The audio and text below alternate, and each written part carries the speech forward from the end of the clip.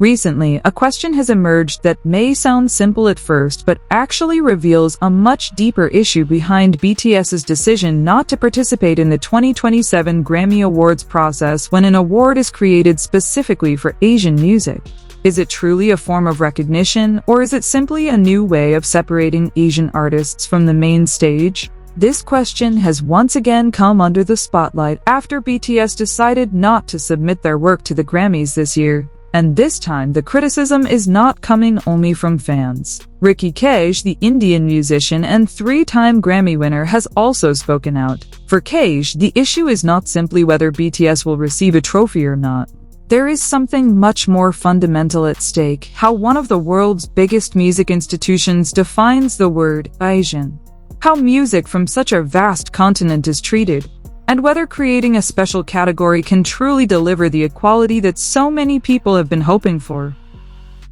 When the Recording Academy introduced the new Best Asian Pop Music Performance category, the decision initially appeared to be a positive step. Asian music has undeniably grown into a major force in the global music industry. However, according to Kej, this is precisely where the problem begins. He said that at first he did not pay much attention to the announcement because he did not have a project being submitted for the Grammys this year. But after BTS announced their decision not to participate, he went back and examined the rules, leading him to question something fundamental. How exactly does the Grammys define Asian? From that seemingly simple question, Kej began to see the possibility that the new category could actually create another form of separation among musicians. According to Kej, the issue becomes even clearer when considering who is most likely to benefit from the category.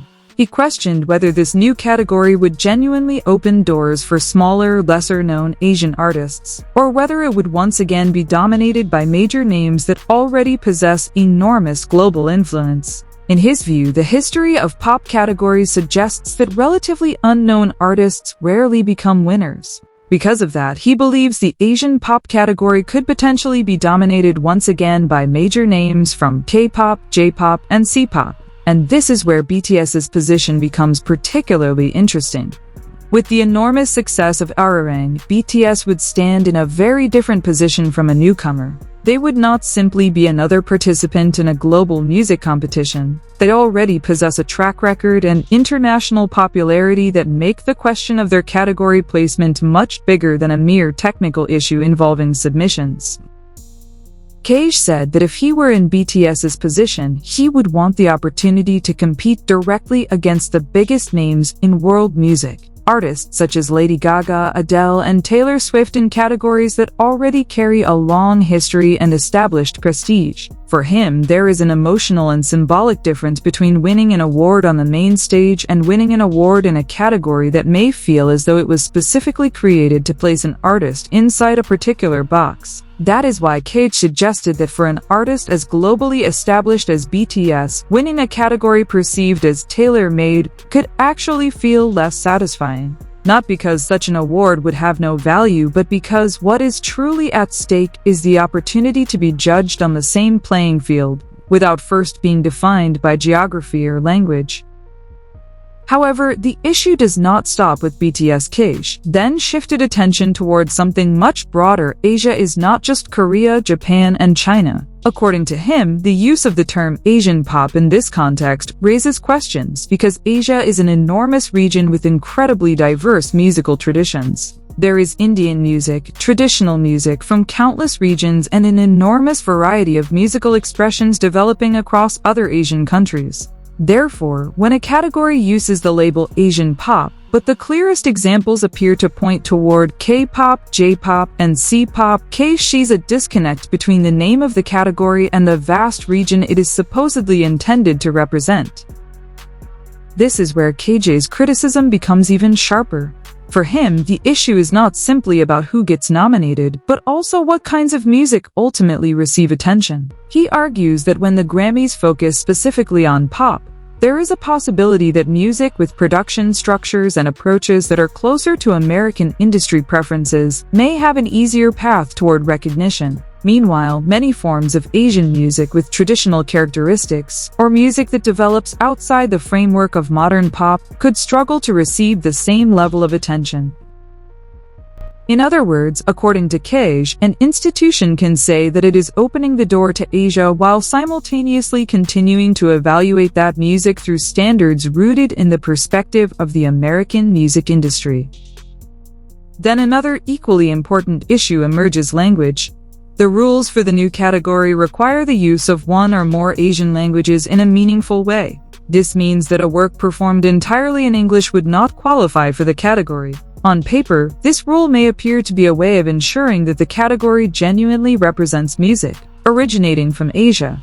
But for Kej, it raises a deeper question about creative freedom. Music should not necessarily be created according to a formula designed to satisfy the requirements of an award. When language becomes one of the key eligibility requirements, artists may begin to wonder whether they are making music according to their own artistic instincts or according to the rules of an awards category. Imagine a musician standing inside a studio. In front of them are a microphone, instruments, producers, and a song that is slowly taking shape. Ideally, the decision about which language to use should be determined by the story they want to tell, the emotion they want to create, and the artistic voice they want to express. But when an award places specific boundaries around what is considered sufficiently Asian, another question may enter the creator's mind. Am I making this music because this is genuinely my voice, or because I want to satisfy the requirements of a particular category? For Kej, this is exactly what makes the debate surrounding the Asian pop category much more serious than a simple argument over a trophy. There is another issue that Kej considers extremely important: who is actually shaping the Grammys' approach to globalization. According to him, if the Recording Academy genuinely wants to create diversity, it needs to strengthen the structure of its voting body. When the Grammys want to understand Asia, Kej argues that they need to listen to people who actually live and work in Asia, rather than relying primarily on members of the diaspora living in the United States. He emphasizes that the diaspora has tremendous value and makes an important contribution, but its experience is not necessarily identical to the realities of music industries in Asian countries where those cultures continue to develop every day.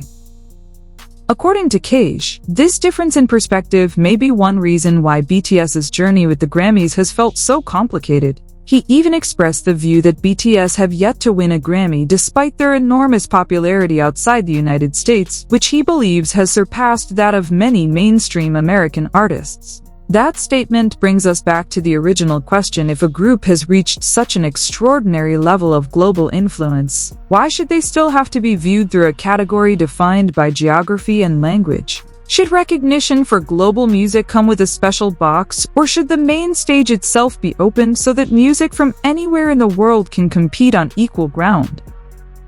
Interestingly, Kej's perspective is also shaped by his own experience as a Grammy winner. He knows what it feels like to bring music rooted in Asia onto the awards stage.